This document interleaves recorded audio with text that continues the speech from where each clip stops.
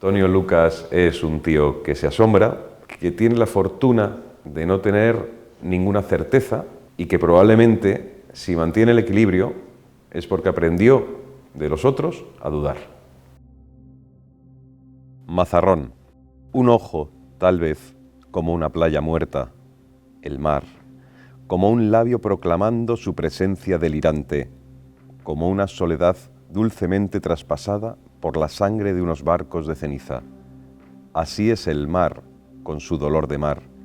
¿Acaso un hombre como un pájaro vacío? Pero es el mar.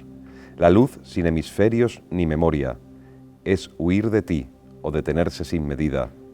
Hacer de cada piedra un aire, una estrella, un metal de siempre. Besar, sí, besar el cofre deshojado del invierno y besar también un hilo de planeta. Es verdad que los mares de mi poesía, o los espacios líquidos de mi poesía, tienen esa condición convulsa o tempestuosa. No ese mar cálido, plácido, ese mar hermoso y acogedor de las orillas, sino ese otro mar de dentro, que es el mar real, donde todo se inflama y donde todo está siempre un punto en el vértigo del abismo, ¿no? Y yo creo que eso tiene que ver, no sé si tanto con el sufrimiento, como con una cierta destemplanza. Soy una persona muy vital, pero también en ese vitalismo hay un cierto toque de frío, hay un cierto toque de alguien que a veces siente una pequeña intemperie. Y creo que el mar refleja muy bien eso, porque el mar que no se detiene nunca, el mar que siempre está en movimiento, pero el mar que a mí me reclama, es aquel cuyo movimiento siempre te pone un poco en el límite de las cosas, ¿no? Ese que no sabe qué va a hacer contigo, porque lo hermoso del mar no es solo su contemplación, sino también toda la evocación que uno hace de las cosas de su vida aplicadas al mar, o en ese caso mecidas por el mar. Y hay veces en que el mar tú lo sientes como una amenaza, yo nunca lo siento como un cobijo. Y es verdad que ese mar que a mí me interesa, ese mar que para mí tiene enigma, el mar, aunque lo veamos siempre con una mecánica muy constante y que casi su secreto está revelado hora a hora, cuando uno ve bien el mar, entiende bien el mar, sabe que es un enigma abierto permanentemente. Y a mí me gusta la vida así. Es una vida que me gusta más pensarla que vivirla. Nadie puede vivir permanentemente en la expedición, en la aventura y en la incertidumbre. Pero lo que hay en mí de mar tiene que ver con esa condición difícil de calibrar. Esta cámara la calibráis muy fácilmente y se equilibra sin problema. El mar no se equilibra, ni se calcula, ni se puede prever nunca. Cualquier golpe de mar puede ser el motivo de una alegría porque te desplazas por la cresta de la ola hasta la orilla, o puede ser realmente un luto porque esa ola te va a llevar para adelante, ¿no? Entonces, lo que está en mí de mar tiene que ver con eso, con lo incalculable, con lo que me gusta a mí de incalculable en la vida, aquello que no tiene forma ni en la forma cabe, y el mar es eso. El tú muchas veces fija el destinatario o la destinataria. Ese tú te permite hablar con más concreción en el colectivo, en un poema que hable al nosotros. El nosotros es demasiado amplio para mí. Prefiero fijar, digamos, las dianas de los pronombres en aquellos inmediatos o aquellos un poco más expeditivos, que es siempre el tú y a veces el yo. El yo también aparece mucho en mi poesía, el sujeto poético que soy yo y que no siempre es el mismo de mi vida al de los poemas. Pero ese tú al que te refieres muchas veces tiene que ver también con los poemas de amor. Es decir, el poema de amor es un poema que para mí tiene que concretar muy bien al destinatario o destinataria del amor. En este caso, pues a las personas a las que yo he amado o amo y a las que me gusta hablar, interpelándoles. Hay una condición también de interpelación, de esperar que por lo menos tener la mínima ambición de que una persona te escuche. Esa persona siempre tiene un tú y siempre tiene para ti un nombre, un apellido, una referencia, un contorno, un perfil humano, ¿no? Entonces, el nosotros que me gusta, también hay poemas que hablan de esa condición del nosotros, ¿no? De ese espacio abierto que es el nosotros, me interesa mucho, pero en el lugar cerrado del tú yo me siento mucho más cómodo. La poesía no es una cuestión de poetas. El poeta es el que la rescata de aquí a allá, igual que los peces no es cuestión de pescadores. El pescador es el que te lo trae, te lo extrae del mar. Pero el pez que tú comes es un pez que no vive por el pescador. Bueno, pues el poema no vive por el poeta. Hay poemas que se anticipan a los poetas, y eso quiere decir que la poesía está mucho más allá del poema, que la poesía está en cualquier cosa, en cualquier objeto. Yo no creo que el poema sea solo una cuestión de palabras, yo creo que es una cuestión de clima poético, y hay gente que no lo sabe y tiene un enorme clima poético, aunque no haya leído nunca un poema, aunque jamás haya sentido la necesidad de acercarse a la poesía, hay un gran clima poético en ellos. Y todo el mundo, hasta los seres más perversos, más deleznables, en todos ellos hay la posibilidad siempre de que haya ese gramaje de lo poético. Dices, hombre, en un ser deleznable, en un ser abyecto, puede haber algo así. Claro, porque hay momentos en la vida en los que uno ve que ese ser abyecto, ese ser deleznable, puede ser objeto para revelar a otros la abyección y lo deleznable, ¿no? Quiero decir que la poesía no es algo que se ejerce sobre un papel con un bolígrafo o en una pantalla de ordenador. La poesía es algo que está ahí, que uno va cazando, como cazaba mariposas Nabokov. A veces salían bonitas, a veces salían peores. Y esa es la poesía, no podemos demarcarla a una cuestión de poetas, sería limitarla demasiado. El teatro tampoco es una cuestión de actores, el teatro es una cuestión de vida. Pues la poesía es lo mismo, es una cuestión de vida. Donde vibra algo, hay teatro, donde vibra algo, hay poesía. ¿Por qué? Porque hay palabra. Y si no hay palabra, hay gesto. Y si no hay gesto, hay sensación. Y si no hay sensación, hay color. Hay algo siempre. Caballos de cartón cruzando el cielo. Del otro lado de la infancia vienen esas voces de colores, estos lápices que tensan la verdad de la mañana. Volcán de niños golpeando el aroma de las flores en los parques.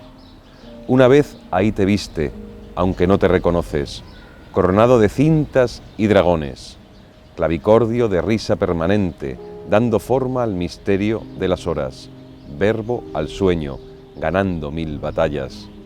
Nunca el tiempo fue más bello, ni más alta su cima, caballos de cartón cruzando el cielo. Y nunca te asustó la fiebre, porque estaba hecha de espuma, plegada en un océano de sábanas. El dolor, entonces, aún era misterio. Pues fui un niño inquieto, fui un niño con un punto solitario, a pesar de ser muy sociable. Fui bastante travieso, no era un niño fácil, siempre generaba algún jaleo cuando menos se esperaba.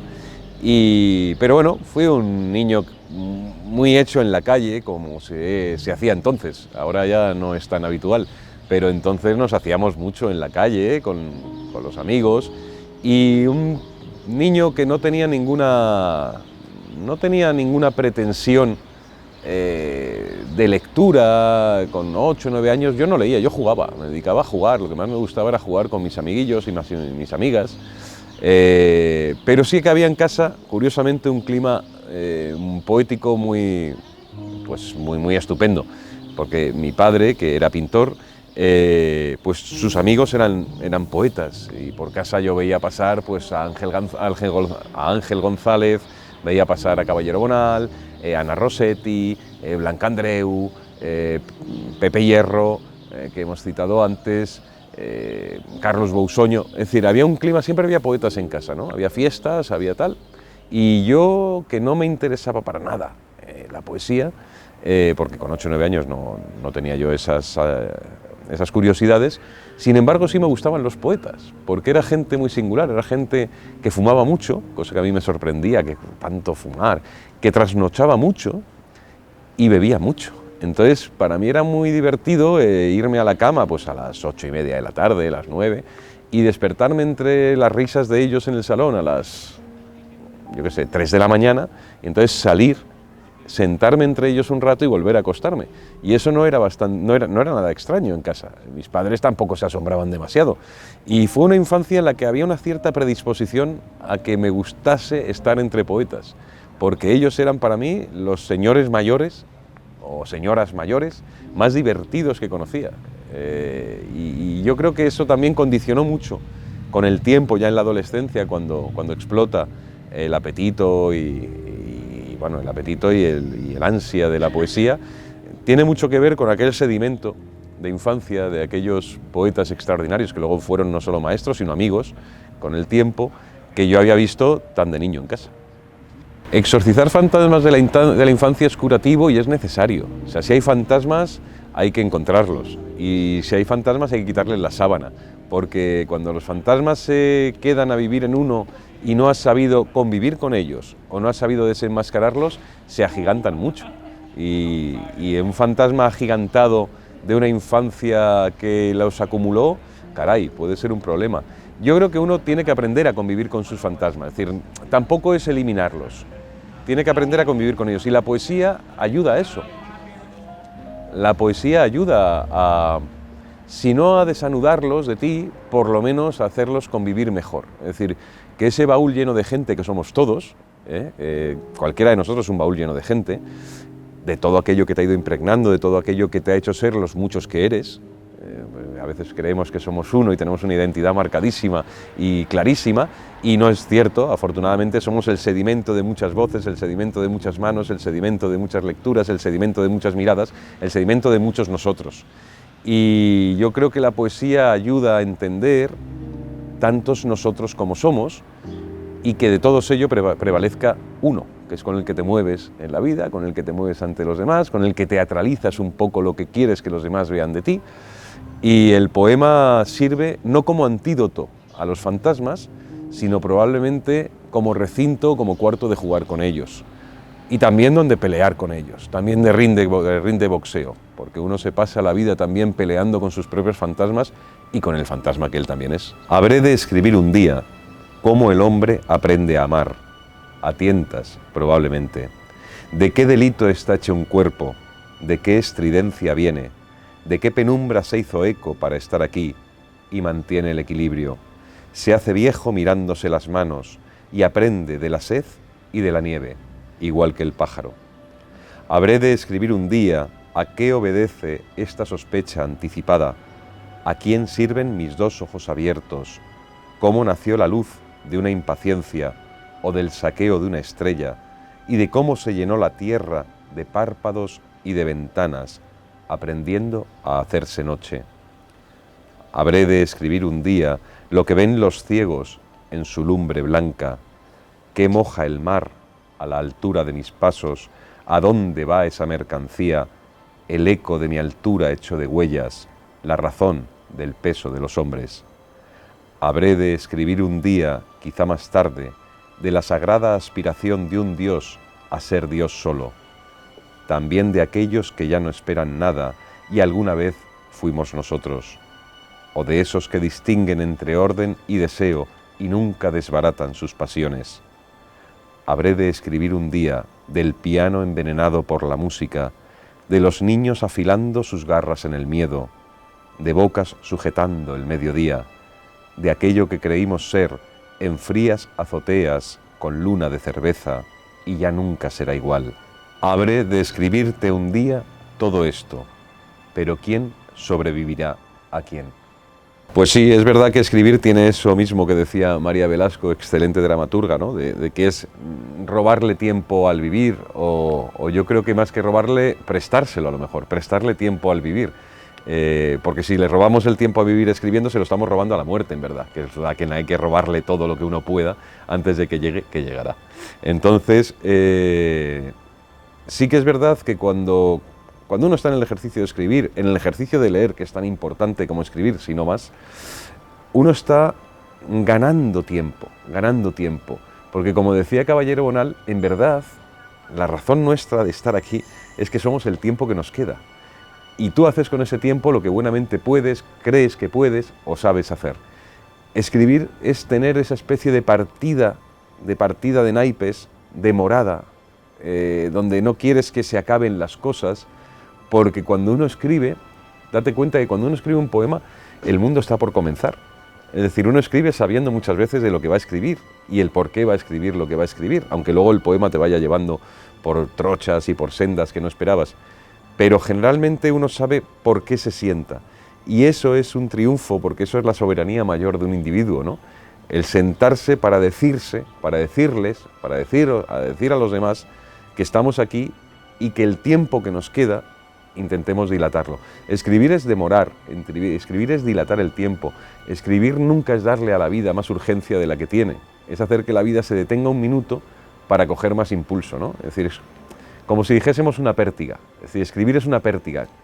Un tipo como un poeta como Baudelaire, un poeta como Lorca, yo qué sé, una poeta como Alejandra Pizarnik, son poetas que en verdad nos aceleran mucho los pulsos de la vida, sentándonos previamente a estar quietos leyendo.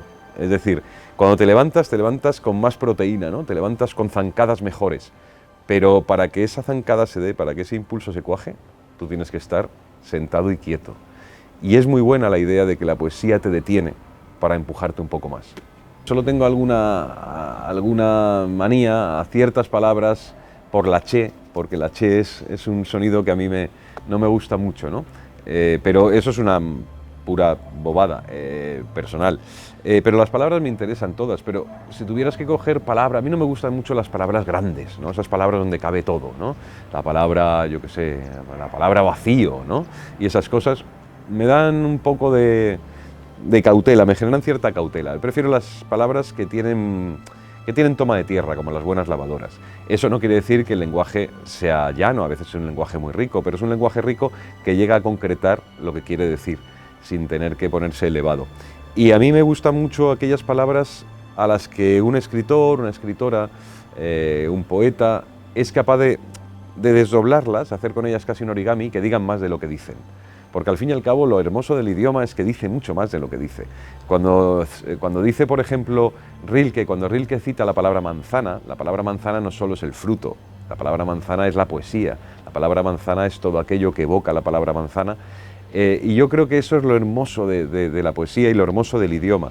Y lo hermoso de algunos magos, pues por ejemplo Rilke, que me parece casi un quiromante, ese señor, ese tipo extraño, fugitivo, trashumante, que de repente cogía las palabras y conseguía que aquello les daba la vuelta y tuviese haz en vez y tuviese como un cubo de Rubik, ¿no? Que aquellas palabras, sin perder su esencia de palabra, dijesen más de lo que aparentemente dicen. Y yo creo que eso es lo hermoso de la poesía, ¿no? Esa capacidad de abundar el idioma o de abundar el lenguaje.